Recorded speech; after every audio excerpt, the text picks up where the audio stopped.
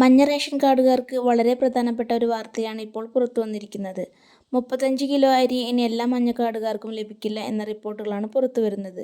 ഇത് ശരിയാണോ? എന്താണ് കേന്ദ്ര സർക്കാർ പരിഗണിക്കുന്നത്? ആർക്കൊക്കെയാണ് ഈ മാറ്റം ബാധിക്കുക? വിശദമായി നോക്കാം ഓൺലൈൻ മലയാളത്തിലൂടെ. അതിനു മുന്നേ ചാനൽ ഒന്ന് സബ്സ്ക്രൈബ് ചെയ്യാൻ മറക്കല്ലേ. നിലവിൽ അന്ത്യോദയ അന്നയോജന വിഭാഗത്തിൽ ഉൾപ്പെടുന്ന മഞ്ഞ റേഷൻ കാർഡുകാർക്ക് പ്രതിമാസം 35 കിലോ അരി ലഭിക്കുന്ന സംവിധാനമാണ് നിലവിലുള്ളത്.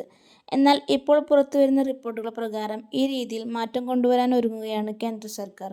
അതായത് എല്ലാ കുടുംബങ്ങൾക്കും ഒരേപോലെ 35 കിലോ നൽകുന്നതിന് പകരം കുടുംബത്തിലെ അംഗങ്ങളുടെ എണ്ണമനുസരിച്ച് ഭക്ഷ്യധാന്യം വിതരണം ചെയ്യുക എന്ന നിർദ്ദേശമാണ് ചർച്ചയിലുള്ളത്.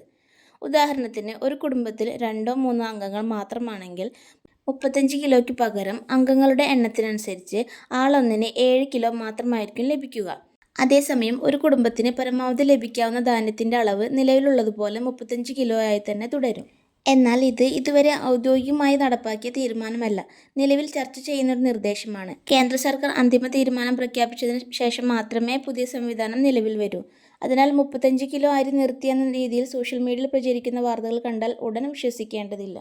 ഈ മാറ്റം നടപ്പിലാക്കുന്നതിലൂടെ ഗുണഭോക്താക്കളുടെ എണ്ണത്തിലും വിതരണ രീതിയിലും കൃത്യമായ കണക്കെടുപ്പ് സാധ്യമാകുമെന്നാണ് സർക്കാരിൻ്റെ വാദം. എന്നാൽ സർക്കാരിൻ്റെ നീക്കത്തിനെതിരെ പ്രതിപക്ഷം ശക്തമായ പ്രതിഷേധമാണ് ഉയർത്തുന്നത്.